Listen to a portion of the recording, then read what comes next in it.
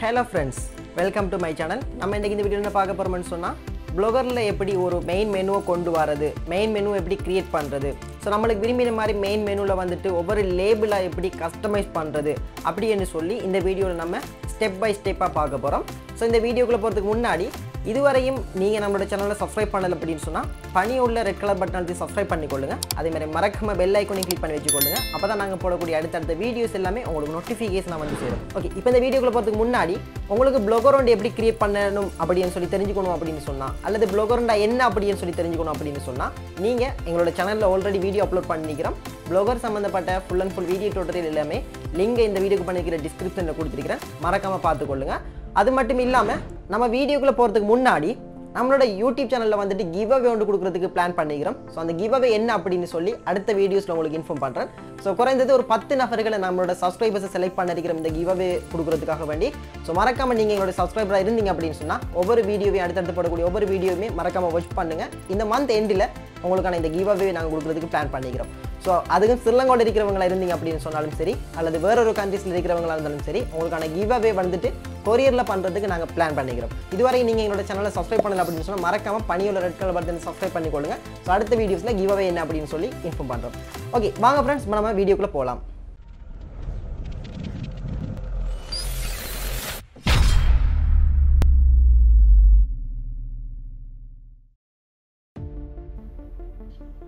Okay, இப்போ நம்ம பார்த்தோம் அப்படின்னு சொன்னா நம்ம கிரியேட் பண்ணிக்கிற ஒரு ப்ளாகருக்கு மெனுவை வந்துட்டு நம்ம கஸ்டமைஸ் பண்ணி கொள்றது.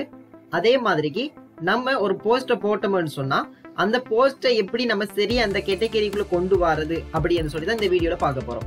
எக்ஸாம்பிளுக்கு பார்த்தோம்னு சொன்னா இப்போ இந்த இடத்துல முதலாவது மெனுவை நம்ம ஆட் பண்ண போறோம்.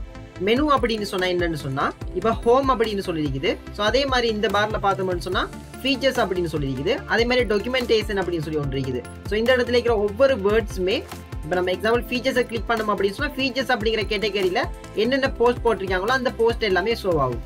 அதே மாதிரி டாக்குமெண்டேஷன் அப்படிங்கிறத கிளிக் பண்ணோம்னு சொன்னா அந்த கேட்டகரிஸ்ல என்னென்ன போஸ்ட் போடப்பட்டிருக்கோ அந்த கேட்டகரிக்குள்ள மட்டும்தான் அது வரும்.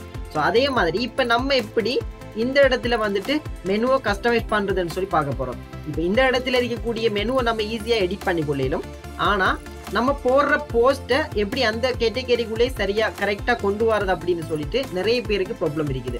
ஸோ அதை எப்படின்னு சொல்லிட்டு பார்ப்போம்.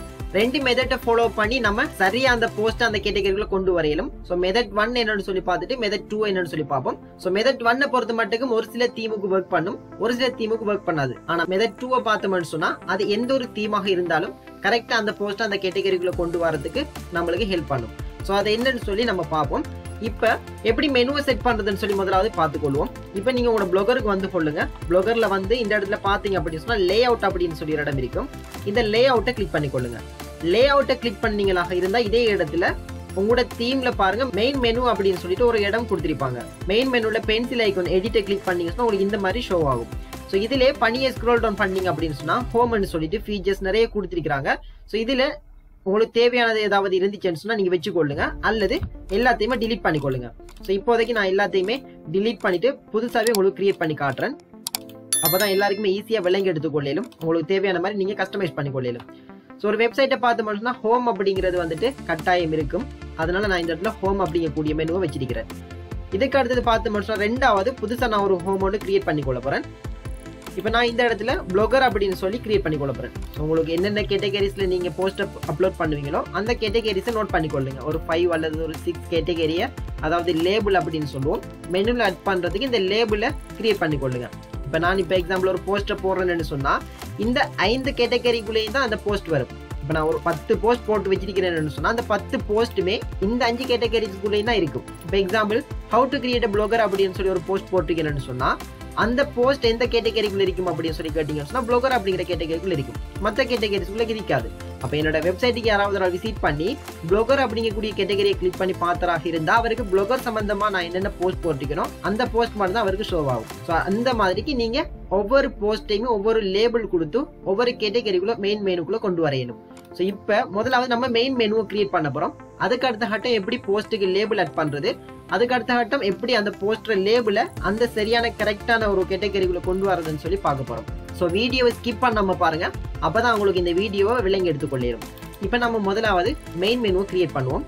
ஸோ இப்போதைக்கு நான் 5 கேட்டகரி எடுத்து வச்சிருக்கிறேன். ஓகே, இப்போ நான் வந்துட்டு முதலாவது பிளாகர் அப்படிங்கிறத மெயின் மெனுவில் ஆட் பண்ண போறேன். ஸோ ஹோமுக்கு அடுத்ததான் எனக்கு இருக்கக்கூடிய மெயின் மெனு வந்துட்டு பிளாகர் அப்படின்னு சொல்லியிருக்கணும். அதனால நான் பிளாகர் அப்படிங்கிறத காப்பி பண்ணி இந்த இடத்துல எப்படி நம்ம மெனு ஆட் பண்றதுன்னு சொன்னா இந்த இடத்துல பாருங்க add a new item அப்படின்னு சொல்லியிருக்குது. இதை ஜஸ்ட் ஒரு கிளிக் பண்ணுங்க. கிளிக் பண்ண உடனே பணியை ஸ்க்ரோல் டவுன் பண்ணி பாருங்க. சைட் நேம் அப்படின்னு சொல்லிட்டு ஒன்று கேட்பாங்க. ஸோ சைட் நேம் பிளாகர்னு சொல்லி போட்டுக்கொள்ளுங்க.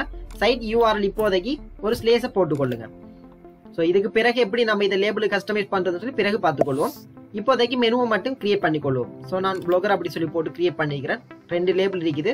ஸோ இப்போ நம்ம இதை சேவ் பண்ணிட்டு நம்மளோட பிளாகரை ரீஃப்ரெஷ் பண்ணி பார்த்தோம்னு சொன்னா இந்த இடத்துல இருக்கக்கூடிய மற்ற லேபிள் அதாவது மெயின் மெனு எல்லாமே இல்லாம போயிட்டு 2 மெயின் மெனு மட்டும் ஷோ ஆகுது. ஸோ இப்போ இதே மாதிரிக்கு நம்ம எல்லா மெனுவையுமே நம்ம கிரியேட் பண்ணிக்கொள்வோம். ஸோ இப்போதைக்கு எடிட்டை கிளிக் பண்றேன். பணியை ஸ்க்ரோல் டவுன் பண்ணி add new item. இதுல ரெண்டாவது இருக்கக்கூடிய AdSense அப்படிங்கிற மெனுவை நான் ஆட் பண்ணணும். ஸோ அதனால நான் இந்த இடத்துல AdSense போடுறேன். இந்த இடத்துல ஒரு ஸ்லேஸை போட்டுக்கொள்றேன். போட்டுட்டு சேவ் அப்படிங்கிறத கிளிக் பண்றேன். இதே மாதிரி அகெயின் PC சாஃப்ட்வேர் அப்படிங்கிற ஒரு மெனு எனக்கு தேவை. ஸோ அதனால நான் PC சாஃப்ட்வேர் அப்படிங்கிற மெனுவையும் கிரியேட் பண்ணி கொள்றேன். ஸோ இதுக்கு ஒரு ஸ்லேஸை போட்டுக்கொள்றேன். ஸோ இந்த மாதிரி நீங்க உங்களுக்கு தேவையான லேபிள் என்னென்ன மாதிரி மெனுஸ் வரணுமோ அது எல்லாத்தையும் நீங்க இந்த இடத்துல ஆட் பண்ணிக்கொள்ளுங்க. இப்போதைக்கு நான் இந்த மாதிரி ஆட் பண்ணிருக்கிறேன்.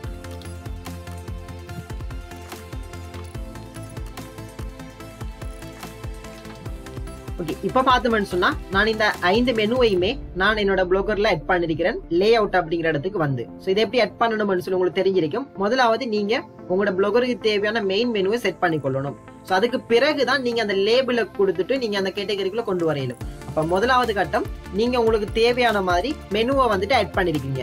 ஸோ ஆட் பண்ணிட்டு சேவ் அப்படிங்கிறத கிளிக் பண்ணிக்கொள்ளுங்க. சேவை கிளிக் பண்ணினீங்க அப்படின்னு சொன்னா இந்த இடத்துல பணியும் அகைன் சேவ் ஆயிக்கணும் இருக்கும். இதையும் கிளிக் பண்ணிக்கொள்ளுங்க.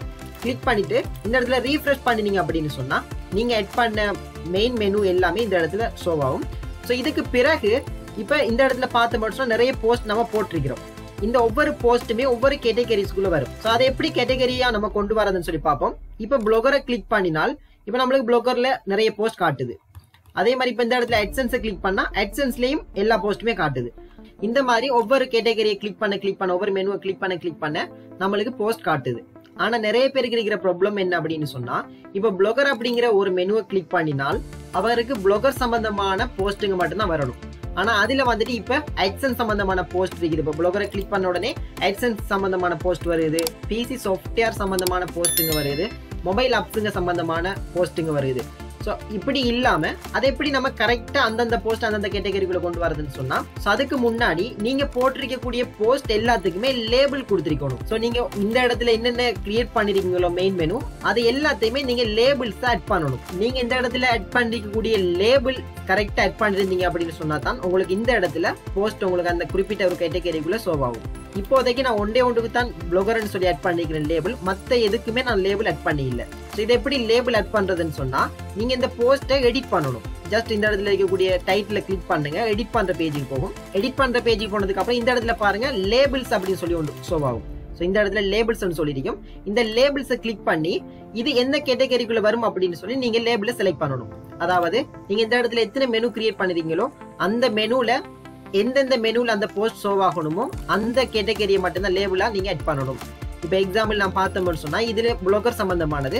சோ அதனால நான் பிளாகர் அப்படின்னு சொல்லி இந்த இடத்துல டைப் பண்ணி கொள்றேன். ஸோ டைப் பண்ணிட்டு அப்டேட்டை கிளிக் பண்ணி விடுங்க. இப்ப இது எனக்கு பிளாகர் அப்படிங்கிற கேட்டகரியிலையும் வரணும், அதே மாதிரி AdSense கேட்டகரியிலையும் வரணும்னு சொன்னா நான் பிளாகர் அண்ட் AdSense அப்படின்னு சொல்லி கமாவை போட்டு 2 கேட்டகரியும் போட்டுக்கொள்வேன். இந்த 2 கேட்டகரியும் போட்டுக்கொண்டேன் அப்படின்னு சொன்னா எனக்கு 2 கேட்டகரியிலையுமே இது ஷோ ஆகும். ஸோ இந்த மாதிரி நீங்க போட்டுக்கொள்ளலாம். அல்லது ஒரு கேட்டகரியில தான் ஷோ ஆகணும்னு சொன்னா ஒரு கேட்டகரியை போட்டுட்டு அப்டேட்டை பண்ணி விடுங்க. ஸோ இதுக்கு பிறகு நீங்க கட்டாயம் ரீஃப்ரெஷ் பண்ணி பாத்தீங்கன்னு சொன்னா உங்களோட ஒவ்வொன்றுக்குமே நீங்க லேபிள் ஆட் பண்ணிருந்தீங்கன்னு சொன்னா இந்த மாதிரி பிராக்கெட்ல ஒரு லேபிள் ஆட் பண்ணிக்குதுன்னு சொல்லி காட்டுது, என்னென்ன லேபிள் இருக்குதுன்னு சொல்லி. ஸோ இந்த மாதிரி இப்ப நான் 10 போஸ்ட் போட்டுக்கிறேன். அதுல 2 தான் லேபிள் ஆட் பண்ணிக்கிறேன், மற்ற எதுக்குமே லேபிள் ஆட் பண்ணி இல்ல. ஸோ இப்போ நான் ஒவ்வொன்றுக்குமா லேபிள் ஆட் பண்ணி கொள்றேன். ஸோ இந்த போஸ்ட் எடுத்துக்கொள்வோம் AdSense அப்படின்னு சொல்லி. ஸோ இப்போ நான் இந்த இடத்துல AdSense சம்பந்தமா ஒரு லேபிளை கொடுத்துக்கொள்றேன். கொடுத்துட்டு அப்டேட்டை கிளிக் பண்ணி கொள்றேன். ஒரு ஸ்பெல்லிங் மிஸ்டேக் இல்லாம நீங்க இதை டைப் பண்ணி கொள்ளணும். என்ன ரீசன் அப்படின்னு சொன்னா இப்ப நீங்க இந்த இடத்துல AdSense அப்படின்னு சொல்லி டைப் பண்ணிருக்கீங்க, அதே மாதிரி இந்த இடத்துல ஒரு ஸ்பெல்லிங் பிள்ளையா டைப் பண்ணாலும் உங்களுக்கு இந்த மெயின் மெனுல ஷோ ஆகாது. அப்ப அந்த ரீசனால நம்ம இதுல AdSense அப்படின்னு சொல்லிட்டு அப்டேட்டை கிளிக் பண்றோம். ஸோ அகெயின் பெக் வந்து இந்த போஸ்டையும் AdSenseக்கு போட்டுக்கொள்வோம். இதுவும் AdSense சம்பந்தமானது. ஸோ AdSense செலக்ட் பண்ணிட்டு அப்டேட்டை கிளிக் பண்றேன். ஓகே, இப்போ அடுத்த இன்னொரு போஸ்ட்டுக்கு போய் கொள்வோம். இந்த போஸ்ட்டை நம்ம பிசி சாஃப்ட்வேர் அப்படிங்கிற கேட்டகரியில போட்டுக்கொள்வோம். ஸோ அப்போ நான் பிசி சாஃப்ட்வேர் அப்படிங்கிற ஆல்ரெடி நான் இங்கே டைப் பண்ணி வச்சுக்கிற கேட்டகரி காப்பி பண்ணுறேன். இந்த போஸ்ட்டை எடிட் பண்ணுவோம். எடிட்டை கிளிக் பண்ணிட்டு லேபிளில் பிசி சாஃப்ட்வேர் அப்படின்னு சொல்லிட்டு அப்டேட்டை கிளிக் பண்ணுறேன். ஸோ இந்த மாதிரி நீங்கள் போஸ்ட் பண்ணிக்கக்கூடிய ஒவ்வொரு போஸ்ட்டுக்கும் கரெக்டாக அந்த லேபிளை கொடுத்துக்கொள்ளுங்க. இப்போதைக்கு நான் இந்த வீடியோவை ஸ்கிப் பண்ணி குயிக்காக அந்த லேபிளை கொடுத்துக்கொள்கிறேன்.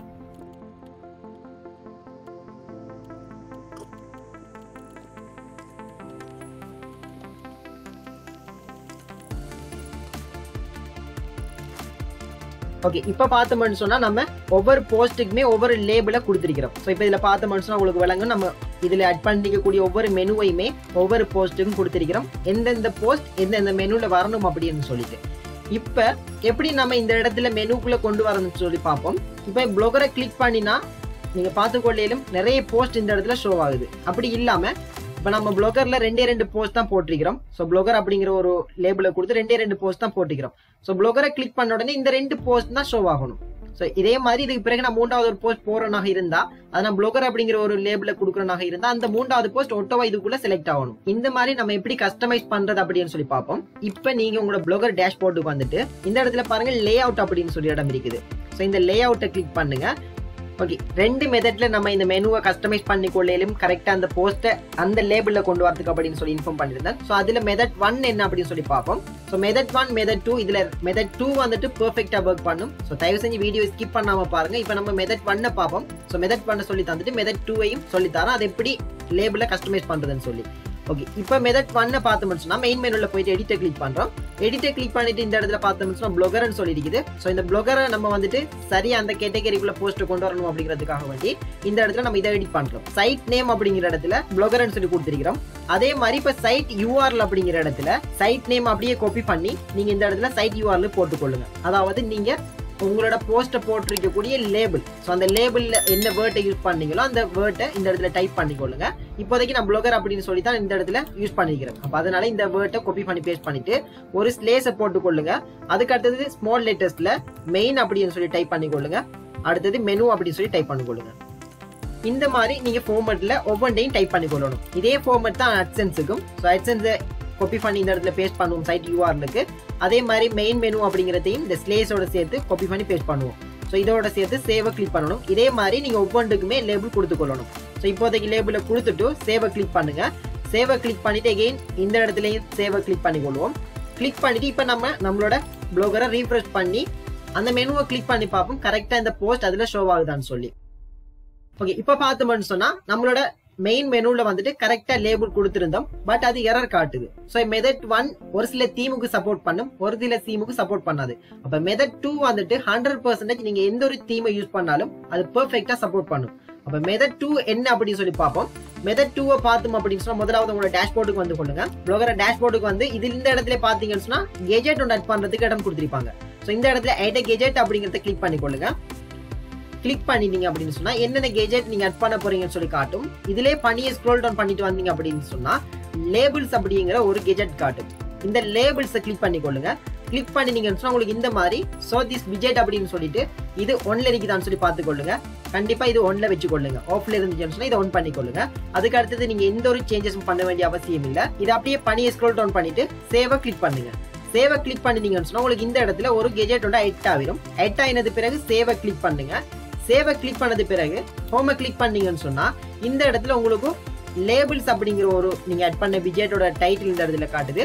அதே மாதிரி நீங்க ஆட் பண்ணிக்கிற லேபிள்ஸ் இந்த இடத்துல காட்டுது. இப்ப இதை பார்த்தோம்னு சொன்னா நம்ம என்னென்ன கேட்டகரிஸ்ல என்னென்ன லேபிள யூஸ் பண்ணி போஸ்ட் போட்டோமோ அந்த லேபிள் எல்லாமே இந்த இடத்துல ஷோ ஆகுது. இப்ப எக்ஸாம்பிள் இந்த அட்சென்ஸ் அப்படிங்கறத கிளிக் பண்ணோம்னு சொன்னா அட்சென்ஸ் சம்பந்தமான போஸ்ட் மட்டும் தான் வரும். ஸோ நான் உங்களுக்கு ஆல்ரெடி இன்ஃபார்ம் பண்ணியிருந்தேன் அட்சென்ஸ்ல 2 போஸ்ட் போட்டிருந்தோம்னு சொல்லி எல்லாத்துலயுமே 2 போஸ்ட் போட்டிக்கிறோம். ப்ளொகரை கிளிக் பண்ணாலும் 2 போஸ்ட் தான் காட்டும். ஸோ இப்போ நம்ம என்ன செய்ய போறோம் அப்படின்னு சொன்னா இந்த இடத்துல இருக்கக்கூடிய அட்சென்ஸ் இப்போ எக்ஸாம்பிள் இப்போ நம்ம ப்ளொகருக்கு நம்ம மெயின் மெனுல கொடுக்க போறோம்னு சொன்னா இப்போ ப்ளொகர் அப்படிங்கிறத ரைட் கிளிக் பண்ணி இந்த இடத்துல பாருங்க காப்பி லிங்க் அட்ரஸ் சொல்லி இருக்குது. ஸோ இந்த லிங்க் அட்ரஸை காப்பி பண்ணிக்கொள்ளுங்க.